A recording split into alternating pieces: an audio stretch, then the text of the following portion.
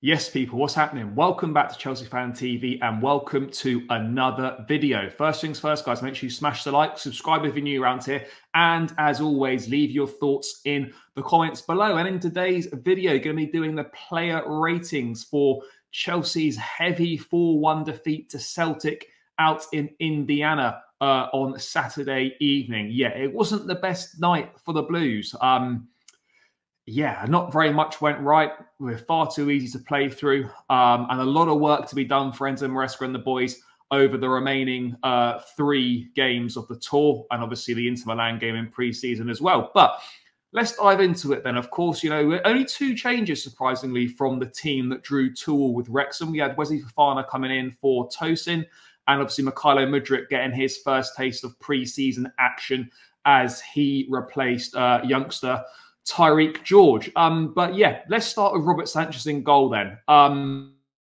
Yeah, where do we start with him? To be fair, the scoreline, if it wasn't for him, the scoreline could have been a lot worse for us. I'll be real. He made some good saves. One very, very good save to deny, I think it was Kyogo, the forward. A brilliant point-blank save. But ultimately, for most of the goals, he hardly stood a chance at all as the defence just completely deserted him. But what I would say was, it's so clear his passing is just not good enough to play in an Enzo Maresca system. And in my opinion, Philip Jorgensen can't arrive soon enough to displace Sanchez because he simply hasn't got the range of passing, hasn't got that passing ability. A number of times, just sent the ball straight out of play.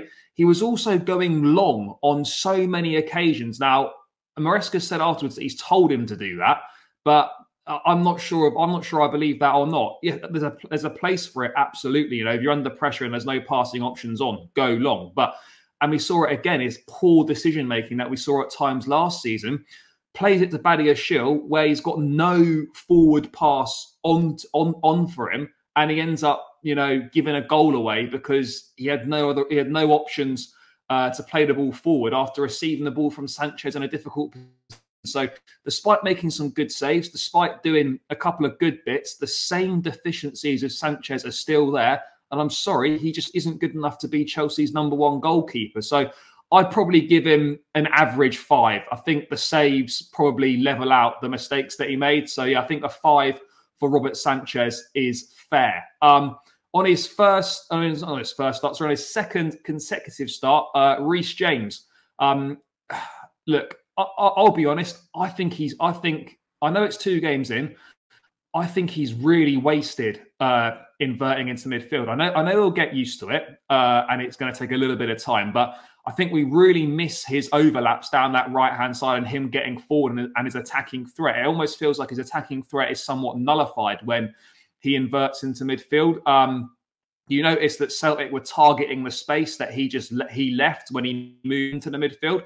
And I think we're bound to see that over the course of the upcoming season with other Premier League sides doing that. So I don't think James was awful, but I just don't particularly think he did very much. And yeah, I'm not sure how much this inverting role suits him. Of course, he'll get better at it, but yeah, I just feel like it takes too much away from him.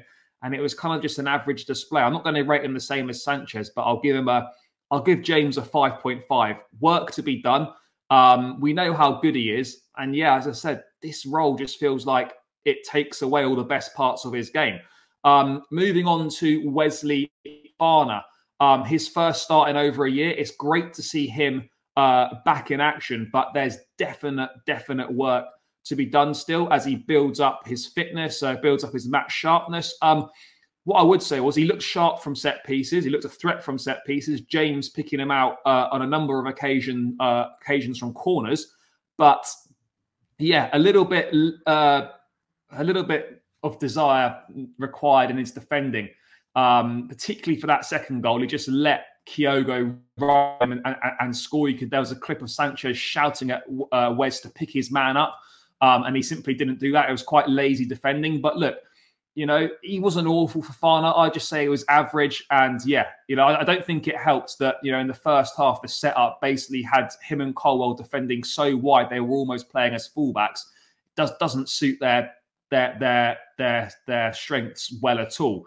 So yeah, work to be done for Fofana, but I think I give him a 5. I think I give him a 5, and it's just great to see him back. In terms of Benoit Badiashile, I don't know what's happened to this guy. He was so good when he came in when he came in January 2023 under Graham Potter, went into the side, and he was really good for us. Obviously, he had that long-term injury that he picked up, got back into the side last season, did okay in a few matches, but kept making so many individual errors that would cost us goals. And again, the same, he committed a howling error for Celtic's third goal, sent a pass straight into the feet of Palmer.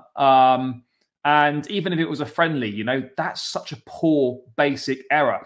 And he just looks a shadow of the player that we signed from Monaco. And he obviously clear that his confidence is not there.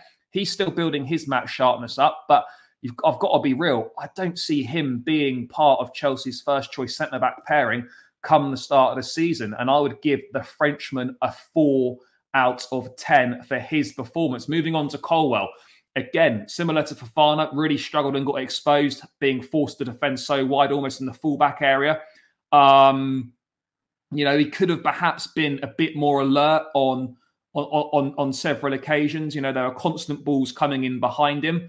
But he defended reasonably well. Didn't have any fights, which is a plus.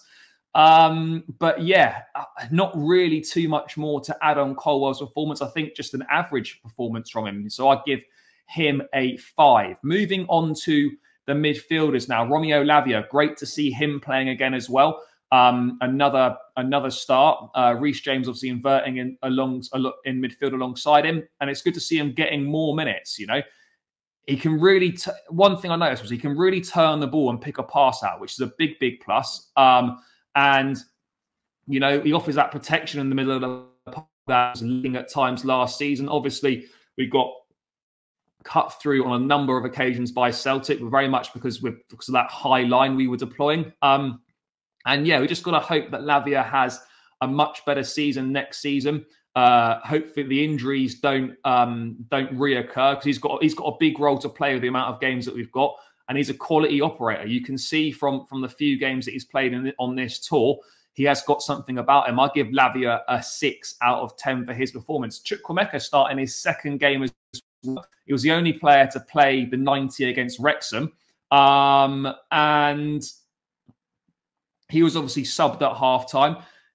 He didn't really... He looked threatening in the early stages, could have scored a goal literally inside the first minute. A couple of nice bits on the ball here and there, but all in all, for his efforts, there wasn't really anything to show for them. Maybe I expected a little bit more, but again, he's been out for a long time, toiling in the heat, perhaps. His second lot of action after being the only one to play the full game, bound to maybe be a little bit tired. So yeah, I think just an average 5 for him as well. Madueke started for the second game on the spin as well. And he had an excellent chance to score in the second half, but he completely fluffed his lines after being played in by Raheem Sterling. He was a threat down the right-hand side, but it's clear, that he's very reliant on his left foot. And at times it felt like he was doing too much. He was almost trying too hard to make something happen rather than just kind of relaxing a little bit. So yeah, I felt like he was overdoing it. As I said, messed up that goal opportunity. But generally speaking, there were some positive signs there. Definite room for improvement for Madueke, particularly his end product. His end product needs improvement. It's quite frankly, is pretty poor at this point in time. But then you can say that for a number of the first team players at Chelsea right now. I'd give Madueke a 5.5, I think is fair for him.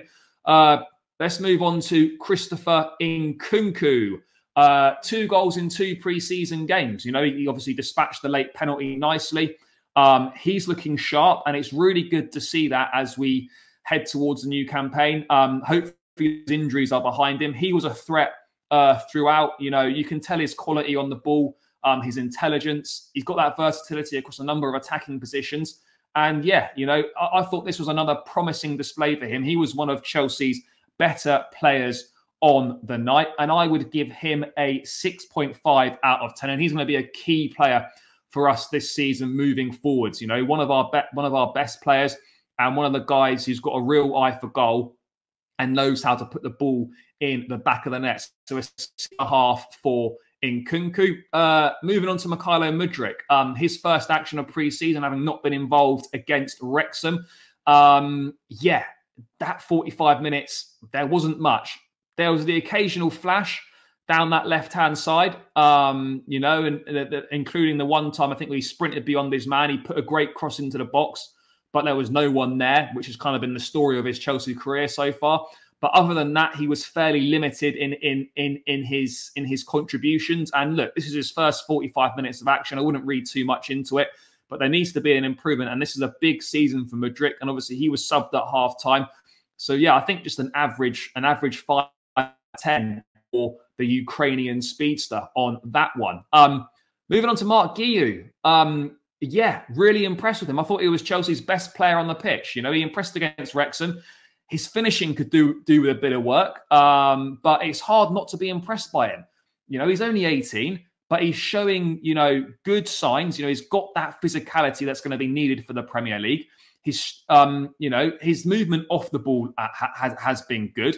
And yeah, I think real promising signs. And Maresca said after the game that as things stand, Guiu's is going to be part of the squad for next season, and he won't be going anywhere. Yes, it's only been Wrexham and Celtic, and tougher tests lie ahead for him. But I've been really impressed by him. He looks a player, as I said, got the physicality, and yeah, he was arguably for me Chelsea's best performer on the pitch. I would give him a 7 out of 10. Let's go through a few of the subs. I'll probably only do the 3 that came on at the break because the rest didn't really play enough minutes to really deserve a rating or get any impact. Raheem Sterling coming on. I've been highly critical of him. I think he's been poor for the majority of his Chelsea career, but he came on and he really made something happen. You know, he injected life into the game down that left-hand side.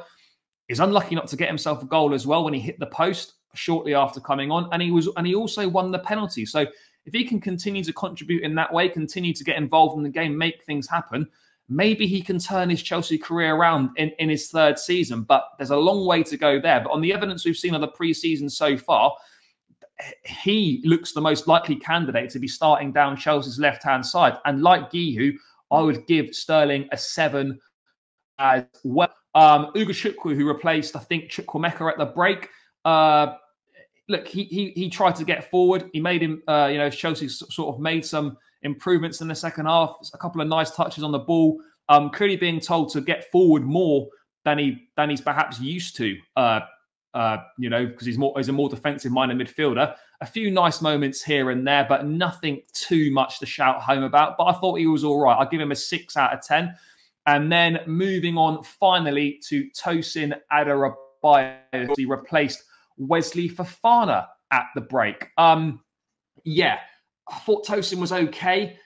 He roamed around the pitch. He pressed Celtic's players high up the pitch. But unfortunately, he let the Celtic guy, whose name slips my mind now, escape him way too easily for the 4th goal. So there's definitely improvements to be done there on his defending. But I think across the 2 games, he's looked okay so far. You know, obviously room for improvement. He's getting used to his new surroundings. He's getting used to a new way of playing, a new defensive structure, a new defensive setup.